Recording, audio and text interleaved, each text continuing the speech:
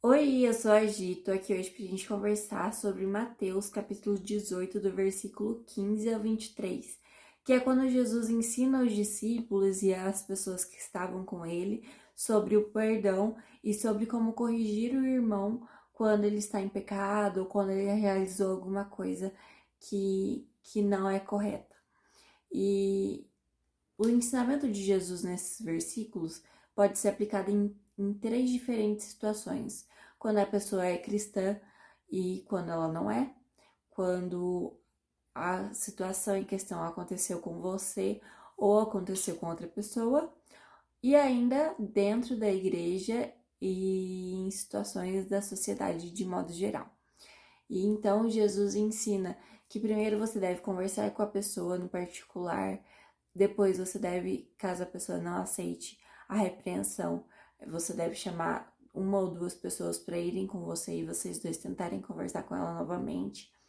Se isso também não der certo, você passa para um líder espiritual ou alguma autoridade, no caso de uma pessoa que não está relacionada com a igreja. E em último caso, Jesus orienta a tratar ela como um gentil, como uma pessoa é, não faz parte da sua sociedade, do que você convive. E, na verdade, o intuito de Jesus com tudo isso é mostrar que nós devemos nos posicionar, não aceitar as coisas como elas são, como elas estão, mas também entender que também depende da gente, como cristão, mostrar para os outros que estão ao nosso redor os erros deles e direcionar para que eles se consertem com Deus.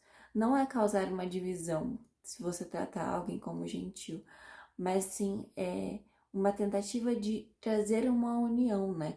Porque se você comete alguma coisa, quando você erra, se você não tiver as pessoas ao redor de você, muitas vezes você pode até pensar que, putz, errei e preciso me isolar de todo mundo porque eu errei. Sendo que, na verdade, quando você tem pessoas ao seu redor que te corrigem, que te orientam, você se sente parte de um todo, né? Parte do corpo de Cristo. E é esse o sentimento que eu acredito que Jesus tinha para trazer naquele momento e é o que ele queria que a gente aprendesse. No versículo 18, Jesus fala exatamente sobre o ponto de levar para a igreja, levar para um líder e esse líder tomar uma decisão com relação à situação, o que deveria ser feito. E nos dias de hoje a gente pode dar o mesmo exemplo quando a gente tem uma ação que precisa de um juiz, de um advogado, de uma ação jurídica. E quando o juiz decide, aquela situação precisa ser cumprida, senão há penalidades. E assim como com relação à advocacia e à situação jurídica, no que a gente fala sobre o mundo espiritual, a gente também tem consequências. Então, o que for acordado aqui na terra também é acordado nos céus. E é o que Jesus fala. Então, o que nós ligarmos na terra, que nós concordarmos na terra, é concordado nos céus.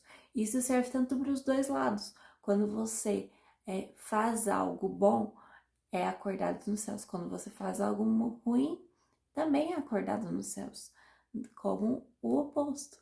Então, nós temos que tomar muita atenção com as nossas atitudes e com a forma também que nós olhamos para o mundo ao redor, porque muitas vezes a gente vê um irmão pecando, um irmão errando, e nós não estamos lá para corrigir ele.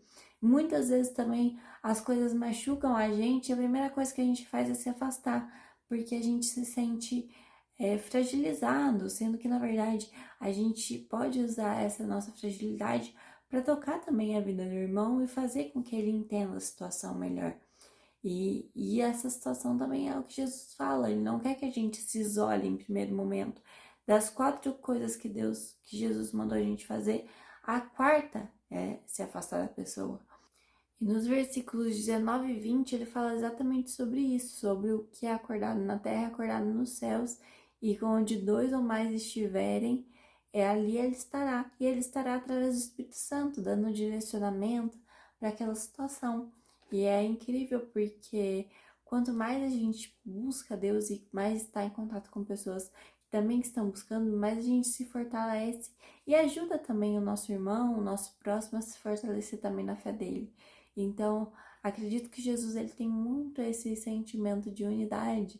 Isso é lindo para o reino de Deus, isso é lindo para a nossa vida. Quanto mais unidos nós estivermos com as pessoas que nós amamos, com as pessoas da nossa família, com as pessoas do nosso trabalho, no sentido de ter uma comunhão, uma conexão, um pensamento alinhado, a gente consegue fazer as coisas de uma maneira mais clara, mais objetiva e também fazer todas as coisas para a honra de Deus. Nos últimos versículos, que se eu não me engano é do 21 ao 23, Jesus responde a Pedro quantas vezes deveria se perdoar uma pessoa.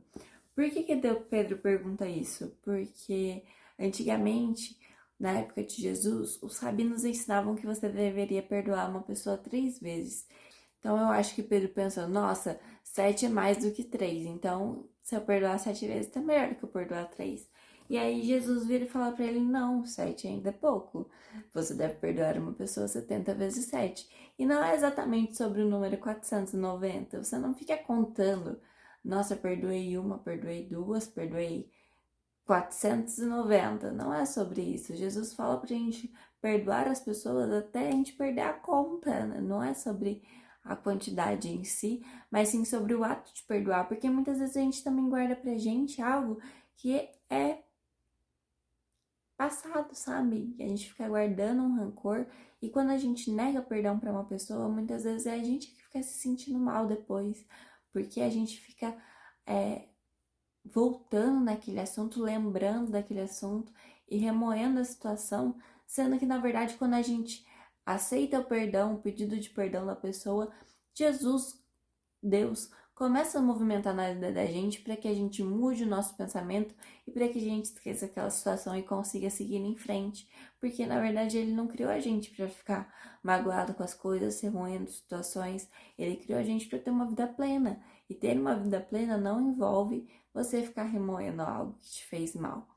E eu tenho certeza que Deus tem muito para as nossas vidas, tem muito para acrescentar e ficar remoendo coisas não é algo que seja do coração dele, sabe?